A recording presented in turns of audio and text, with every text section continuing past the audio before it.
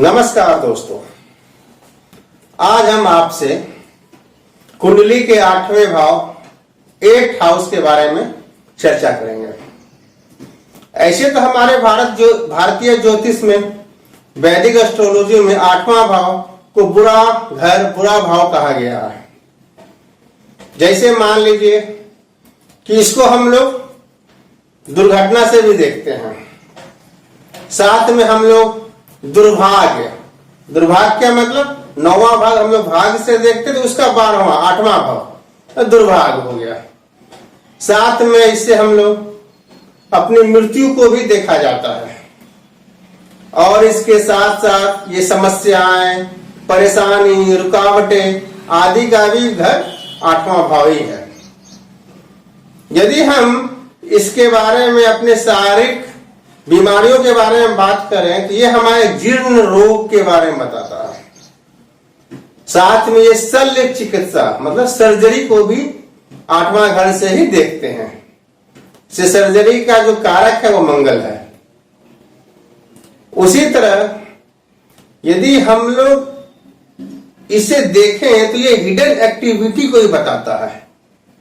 Hidden activity मतलब जैसे criminals या अपराधी लोग जो हिडन एक्टिविटी करते हैं, ये कोई जरूरी नहीं है कि ये बुरा ही हो, ये अच्छा भी होता है।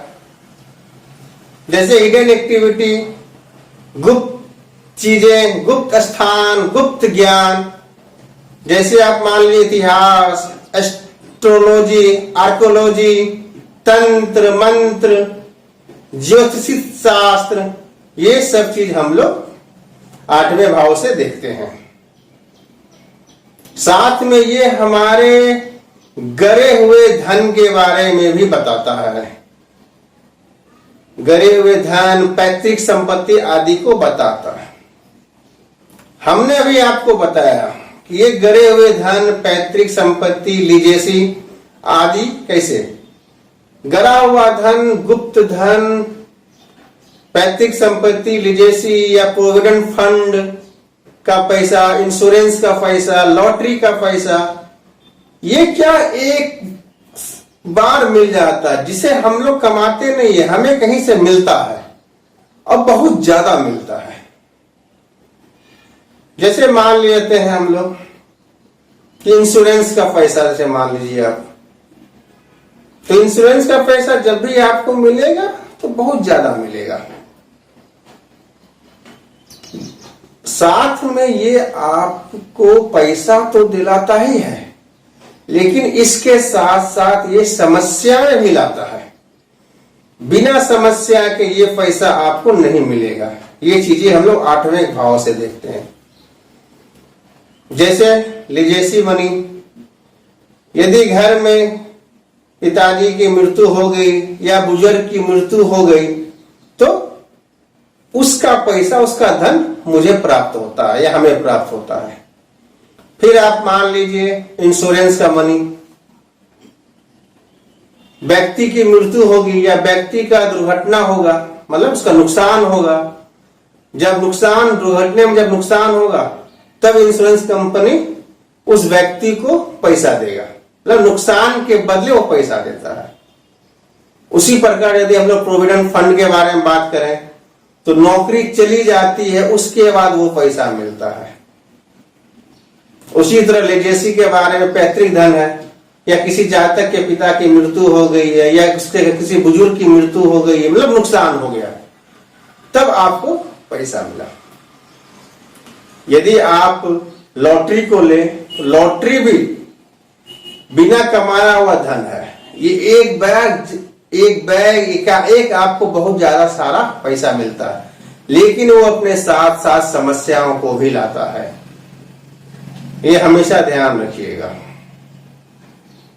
जैसे मान लेते हैं हम लोग कि पैसा कैसे मिलेगा, अब इसको हम लोग समझने की कोशिश करते हैं। कुंडली में ये 8वें भाव हमें पैसा कैसे दिलाता है। यदि आप देख लीजिए कि किसी जातक के पिता की मृत्यु हो जाती है या किसी बुजुर्ग की मृत्यु हो जाती है, ये 8वां घर दिखाता है।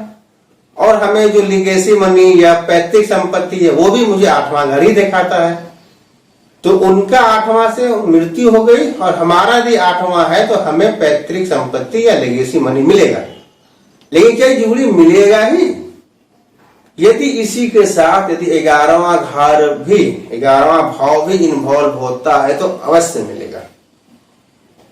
जैसे हम लोग एक कुंडली लेते हैं, मान लीजिए कि एक मेष लगन की कुंडली है। पहले घर और 8वें घर का स्वामी कौन हो गए? मंगल देव हो गए। यदि ये खुद जाके 11वें घर में बैठ जाते हैं तो 1, 8, 11 बताता है। तो इसमें क्या है? तो 8, 11, 8 मतलब लेगेसी मनी, 11 मतलब लाभ। तो आपको ये पैसा मिल जाएगा। उसी तरह दूसरी लगन की कुंडली लेते हैं, मान लीजिए धनु लगन की कुंडली है। तो धनु लगन कुंडली है, 8वें घर का जो स्वामी है वो कर्क राशि आती है, उसके स्वामी चंद्रमा है। यदि वो 11वें घर में बैठ जाते हैं तो इस तरह 4, 11 8, 11 बनता है। तो ये भी हमारे पैतृक संपत्ति को, हमारे लेगेसी मनी को दिखाएगा, हमारे इंश्योरेंस के मनी को दिखाएगा, हमारे प्रोविडेंट फंड के पैसे को दिखाएगा।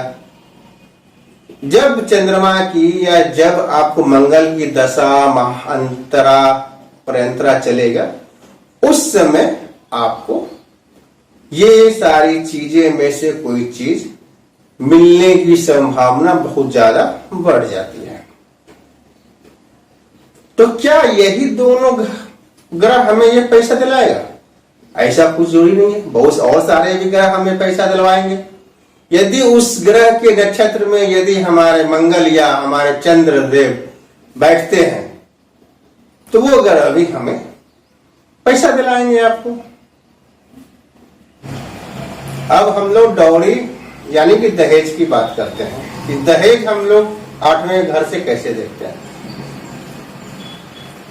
तो डौरी के लिए हम लोग को मालूम है कि शादी करनी पड़ेगी। यदि शादी नहीं होगी डौरी नहीं मिलेगी। तो शादी कॉम्बिनेशन मैंने हर बार पहले भी बता चुका है, 2, 7, 11। यदि इसके साथ 8वां घर जुड़ जाता है तो हमें डौरी प्राप्त होगी, हमें दहेज मिलेगा। उसी प्रकार यदि 8वां घर जिन जिन भावों के साथ जुड़ेगा उन भावों के अनुसार हम लोग को फलादेश करना चाहिए। अब देखते हैं कि ये 8वां घर हमें दुर्घटना कैसे बताता है। मान लीजिए किसी जातक का एक्सीडेंट हुआ हो तो दुर्घटना का मतलब उसके शरीर से दुर्घटना, मतलब हम पहला भाव देखेंगे। फिर चौथा भाव हमने बताया कि सुख का है तो साथ में वो दुख का भी है। फिर 12वां भाव उसमें इन्वॉल्व होगा, मतलब नुकसान, हमारे शरीर का नुकसान। और 8वां भाव तो हमें बता ही रहा दुर्घटना। यदि किसी ग्रह में किसी प्लैनेट में 1, 4, 8, 12 आएंगे तो वो दुर्घटना हमें बताएगा। यदि ये ग्रह किसी भी और प्लैनेट के ग्रह के नक्षत्र में बैठते हैं तो वो ग्रह भी हमें दुर्घटना बताएगा। जब भी उस ग्रह की दशा मुक्ति अंतरा आएगी तो हमें बताना है कि आपकी दुर्घटना हो सकती है। अब उसी प्रकार हम लोग शल्य चिकित्सा के बारे में बात करते हैं। तो शल्य चिकित्सा क्या? सर्जरी शरीर की होती है। तो पहला भाव। फिर छठा भाव से हम लोग क्या बीमारी को देखते हैं और 8वां भाव हमें शल्य चिकित्सा बताता है। तो 1, 6, 8 ये जो कॉम्बिनेशन से जिस ग्रह में आएंगे तो उसकी दशा मुक्ति अंतरा में शल्य चिकित्सा होने की संभावना है। यदि वो किसी के नक्षत्र में बैठते हैं तो है। उसी तरह हम लोग ज्योतिष शास्त्र, ये हम लोग एस्ट्रोलॉजी कब पढ़ेंगे, कब समय है इसका पढ़ने का एस्ट्रोलॉजी का। तो एस्ट्रोलॉजी पढ़ने के लिए हमें क्या एजुकेशन चाहिए, हमें शिक्षा चाहिए। शिक्षा का क्या नॉलेज चाहिए। तो शिक्षा नॉलेज का क्या कॉम्बिनेशन है? 4, 5, 9, 11। 4 और 5 हमारी शिक्षा को बताता है, 11वां हमारा लाभ बताता है और 9वां भी हमारा शिक्षा बताता है, जो हम आगे आपको बताएंगे। यदि इनके साथ 8वां घर जुड़ जाए और साथ में इसके कारक तत्व शनि या केतु जब भी दशा मुक्ति अंतरा में आएंगे तो ये जातक ज्योतिषी पढ़ेगा।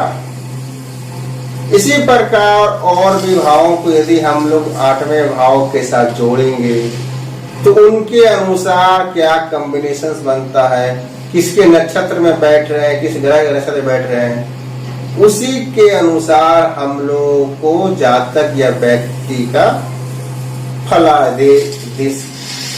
का आदेश देना चाहिए, फलादेश देना चाहिए, प्रिडिक्शंस करना चाहिए कि आपका प्रिडिक्शन सही हो और जातक उस समय सावधानियां बरते। मुझे आशा है कि आपको ये वीडियो बहुत ही अच्छी लगी होगी, तो कृपया सब्सक्राइब, लाइक और शेयर जरूर करें। तो उससे क्या होगा कि आपके जो भी दोस्त हैं, रिश्तेदार हैं, उनके पास ये वीडियो जाएगी तो वो जानकारी ले सके। धन्यवाद।